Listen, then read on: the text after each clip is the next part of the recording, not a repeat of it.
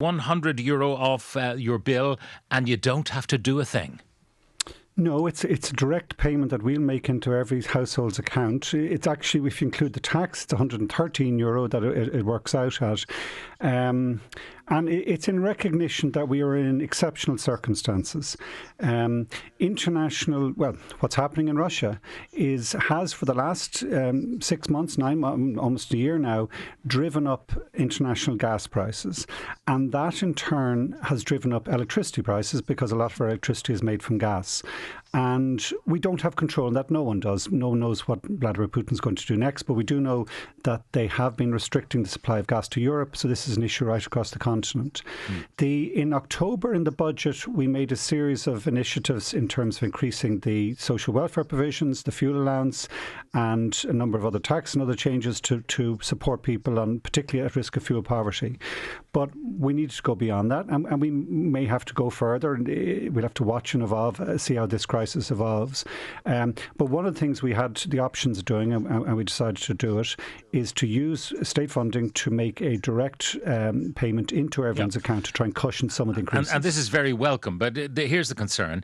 We don't know what's happening on Ukraine. There may be sanctions imposed on Russia depending on what its military actions are.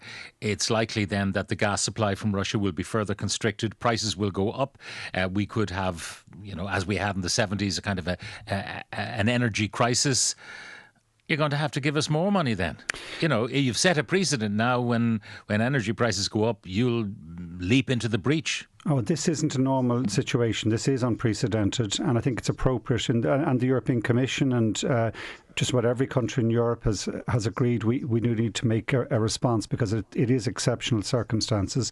We do expect the prices to come down.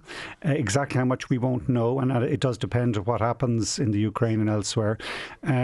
There is alternative supplies. I was at the European Energy Council at the weekend, and the European Commission are working with other suppliers, Norway, Algeria, coming from other directions, to make sure we do have alternative supplies. But what's happening has been what has put up the price. I suppose one of the other, as well as immediate response, what everyone was clear at, and Europe is committed and determined, the response to this is for us to switch to renewable. The response is to be good at efficiency. So it's not just this intervention, it's other interventions. We'll be introducing shortly a major retrofit campaign across the country. And we'll talk about all of those things in a moment. But I did read, though, that you had intervened with On Board Planola about the liquefied gas terminal proposal. Now, in the short term, we're going to keep on building gas turbines because until we do the complete transition to solar, wind and all the rest of it, and maybe generating hydrogen from excess wind, until all of that happens, we have to have a backup. And one of the backups would be the importation of liquefied gas. Are you shooting yourself in the foot? No, firstly, Pat, we will and need additional gas plants to generate electricity, but it will be used less gas. It won't be running as frequently because we will be building more, particularly offshore wind power, which we have at scale and which is our best, lowest cost, most secure alternative. But you know what I mean? Take the point, though, about the intervening with On Board Planola. Well, first, it's not intervention. That's perfectly within my rights, and to give the policy direction from government. That's our job. One of the other characteristics of this crisis, Pat, is people think, when LNG gives you gas security. Actually, what we saw in the last year is that one of the other reasons for the price spike in gas is that Asian markets massive increase in demands for a variety of different reasons. And the LNG ships, which were due to go to Europe, diverted. They didn't actually arrive here and didn't actually provide security in the height of the crisis. So LNG doesn't necessarily give you that security. We do have to look at a variety of options, gas storage, using backup. I was just at a meeting yesterday actually with our National Oil Reserves Agency. We have, if you take for example my own local area in Poolbeg, we have very large distillate storage there, those large tanks at the end of the Poolbeg Peninsula. They our power stations in Poolbeg, as for one example, and there are other locations across the country, can use that as a backup power supply in the event of emergency. So we have a variety of ways we can provide security.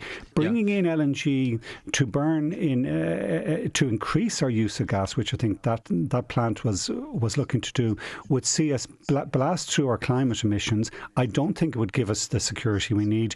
And there are other alternatives. What's coming is hydrogen, and the ability for us to convert our offshore wind into the likes of hydrogen gas supplies, which we can also use in power generation. Sure, and the point I was making is that's a bit down the road. A lot of things have got to happen before that comes to pass. I mean, building offshore wind in the Atlantic is going to take maybe a decade before we start seeing those structures out there in the Atlantic.